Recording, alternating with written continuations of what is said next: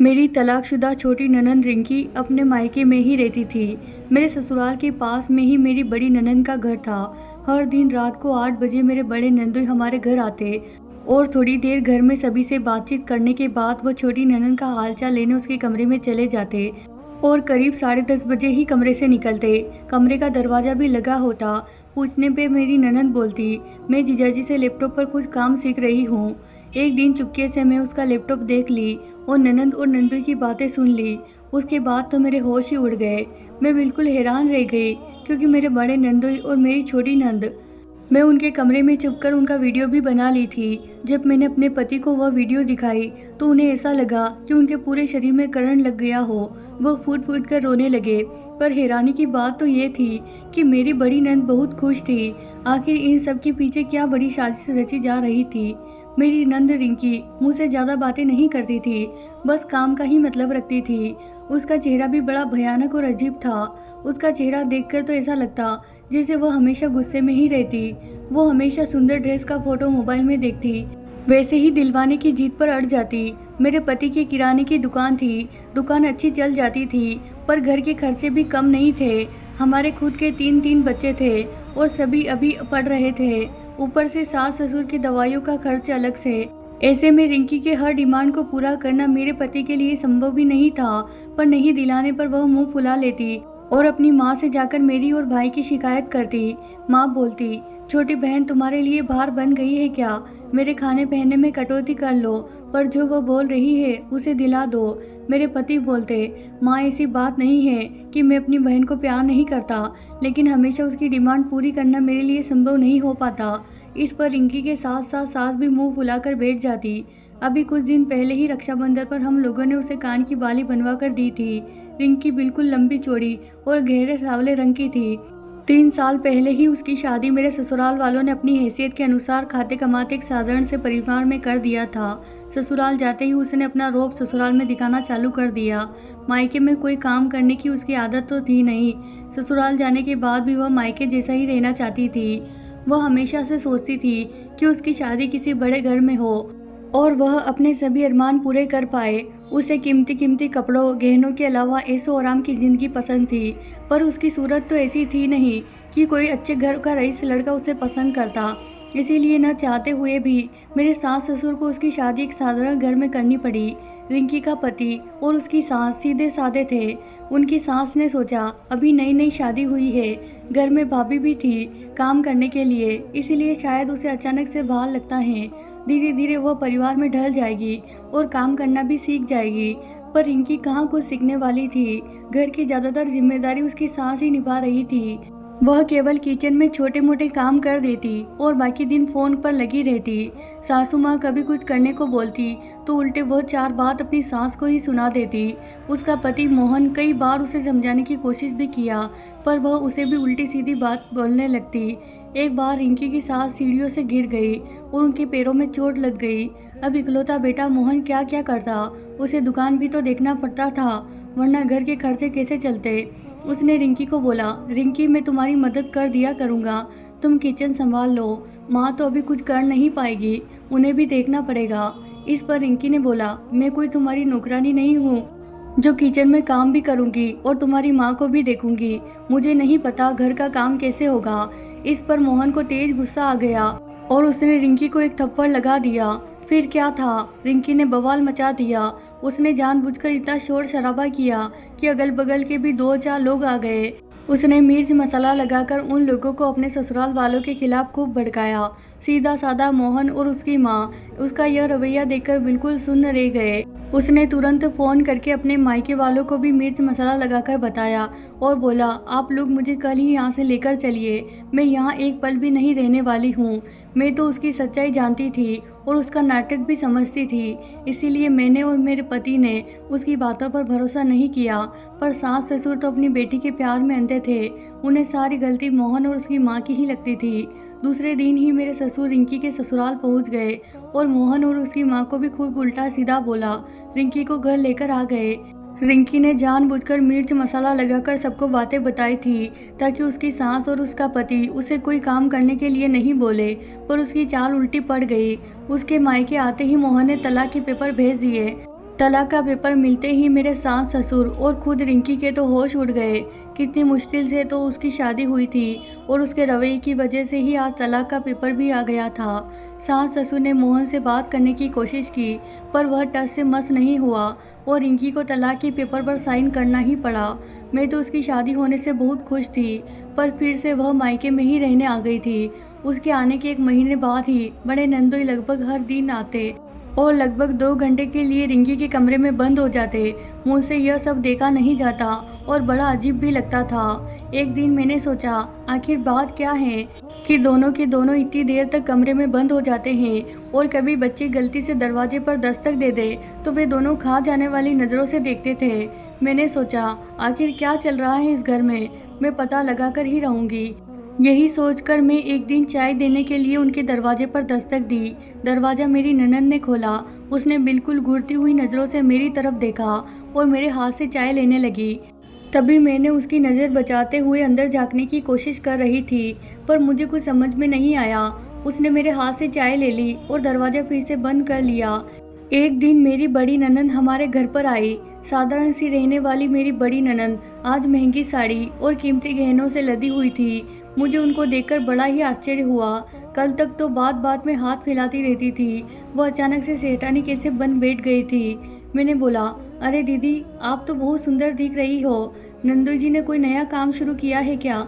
दीदी ने बोला, हाँ भाभी, नया बिजनेस शुरू किया है उन्होंने। वह आज बहुत बहुत खुश नज़र आ रही थी। मैंने सोचा ऐसा क्या काम शुरू किया कि अचानक से इनके पास इतने पैसे आ गए। मैं दीदी से उनके पति और रिंकी के बारे में बात करना चाहती थी कि तभी हमारे घर पर कोई मेहमान आ गया और मैं नाश्ता पानी जुटाने में व्यस्त हो गई और मैं दीदी से कोई बात इस बारे में नहीं कर पाई। अपनी सास से रिंकी के बारे में कुछ बात पूछने की तो मेरी हिम्मत भी नहीं थी, इसीलिए मैंने पति को यह बात बतलाई। उन्होंने बोला, तुम इन सब बातों पर ध्यान मत दिया करो, तुम्हें तो पता है ना उसका स्वभाव कैसा है। पर कहीं ना कहीं उनके मन में यही बात खटक रही थी, इसीलिए उन्होंने माँ से इस बारे में बात की। माँ ने बोला, अरे बड़े दामाद उसे लैपटॉप पर कुछ काम सिखाते हैं जो कि वह खुद भी करते हैं।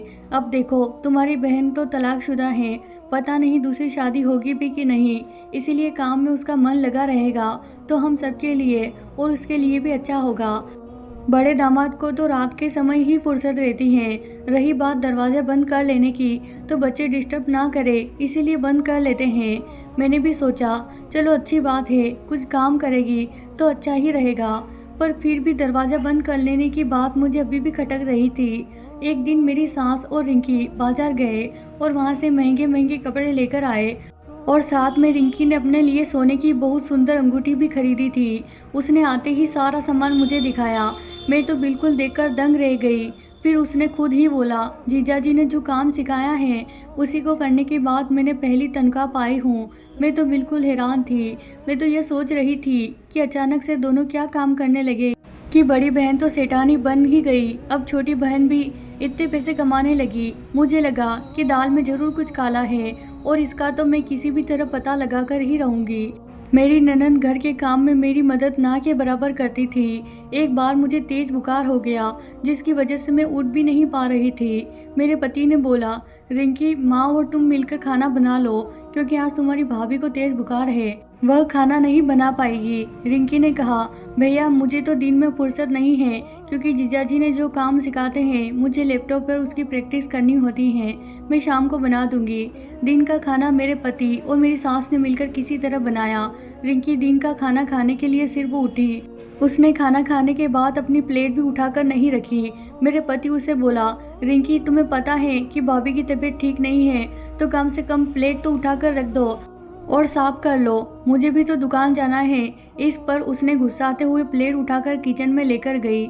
एक दिन मैं घर की सफाई कर रही थी तो उस वक्त रिंकी अपने कमरे में लैपटॉप खोलकर बैठी थी। मैं जैसे ही उसके कमरे की सफाई करने के लिए गई तो उसने झट से अपना लैपटॉप बंद कर लिया। मैंने सोचा मुझे देखकर लैपटॉप बंद करने की क्या जरूरत थी, ऐसा वह क्या सीखती है जिसे मैं नहीं देख सकती। मेरा शक उसके ऊपर और भी बढ़ गया। लगभग 4-5 दिन बाद सुबह के 11 बजे दरवाजे पर किसी ने दस्तक दी। मेरी सासू माँ उस वक्त पड़ोसी के घर में किसी के काम से गई थी और मैं बाथरूम में थी। वो जल्दबाजी में अपना लैपटॉप खुला छोड़कर ही जल्दी से दरवाज़ा खोलने के लिए गई। ठीक उसी समय मैं बाथरूम से निकल आई थी। मैंने उसका रूम का खुला दरवाज़ा देखकर जल्दी से उसके कमरे में घुस गई, पर उसके लैपटॉप में मैंने जो देखा, मैं तो बिल्कुल सुन्न रह गई। मैं जल्दी जल्दी उसके कमरे से निकलकर बाहर आ गई। बाहर की तरफ देखा तो उसकी सहेली उससे मिलने आई थी। सहेली को लेकर वह अपने कमरे में गई और अपना लैपटॉप बंद करके रख दिया। मैंने सोचा, आखिर इन सब के पीछे राज क्या है, मैं तो पता लगा कर ही रहूँगी। मैंने रात का खाना जल्दी जल्दी बना लिया और अपने बच्चों को खाना खिलाकर सुला दिया। मेरे पति जब दुकान से आते थे तो वह बिल्कुल थके रहते थे और खाना खाते ही सो जाते थे। मेरे बहनोई जब घर में आए तो मेरी सासू माँ से बात कर रहे थे। उस वक्त रिंकी भी वहीं पर थी। मैंने सोचा मौका अच्छा है। मैं उसके कमरे में चली गई और अलमारी के पीछे छुप गई। वह दोनों कमरे में आए और दरवाज़ा लगा लिया। उसके बाद वह दोनों लैपटॉप खोलकर बैठ गए। मुझे उनके लैपटॉप में सब कुछ साफ साफ दिखाई दे रहा था। मैंने अपने फ़ोन की रिकॉर्डिंग ऑन कर ली थी। दोनों किसी मुनी नाम की लड़की के बारे में बात कर रहे थे। उसी समय उनके मोबाइल पर किसी शकील नाम की व्यक्ति का फ़ोन आया। मैंने जो बोलते सुना वह सब सुनकर तो मेरे होश ही उड़ गए। मेरी धड़कन बिल्कुल तेज हो गई और कलेजा मुंह को आ गया। मेरे नंदोई बोल रहे थे, मोनी का पिता शराबी है, उसके घर में लोग दाने दाने को मोहताज हैं, फिर भी कम से कम उस लड़की को वो 2 लाख से कम में नहीं बेचेंगे। 1 लाख तुम रख लेना और 1 लाख में। मेरी साली ने इस लड़की की फ़ोटो देखकर उसकी कीमत 2 लाख लगाई है। मेरी साली ने उसके घर वालों से बात कर ली है, सौदा पक्का है। मेरे घर में इतना बड़ा गेम खेला जा रहा था और कानों कान किसी को खबर भी नहीं थी। आज मुझे इन दोनों पे घिन आ रही थी। एक औरत होकर कितना बड़ा गेम खेल रही थी रिंकी, किसी की मजबूरी का नाजायज़ फ़ायदा उठा रही थी। मैंने सोचा, हे ईश्वर, इसे तो मुझे अपनी ननद कहने को भी शर्म आ रही है। कैसे खुद एक स्त्री होकर एक स्त्री को खाई में धकेल रही है। मैं यह सब सोच ही रही थी कि रिंकी ने जीजाजी से पूछा, पिछले बार जो बच्चे भेजे गए थे उसकी वीडियो उन लोगों ने अब तक भेजी कि नहीं।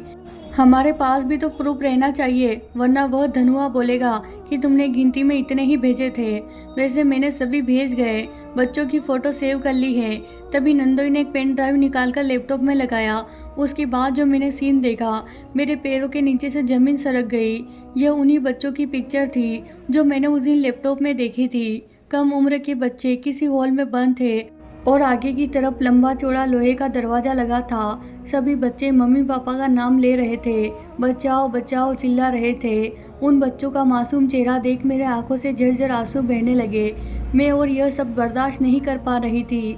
ऐसा लगा कि मैं वहीं पर बेहोश हो जाऊंगी। जैसे ही मेरी ननद नंदोई दरवाज़ा खोलकर बाहर निकले, वैसे ही मैं चुपके से कमरे से बाहर निकलकर अपने कमरे में आ गई। मैंने रोते रोते अपने पति को उठाया और सारी रिकॉर्डिंग उन्हें दिखा दी। उनके ऊपर तो पूरा आसमान ही टूट पड़ा था। वह वही बैठे बैठे ही फूट फूट कर रोने लगे। हमें तो समझ में नहीं आ रहा था कि हम क्या करें। हमें अपने खानदान की बदनामी का डर लग रहा था।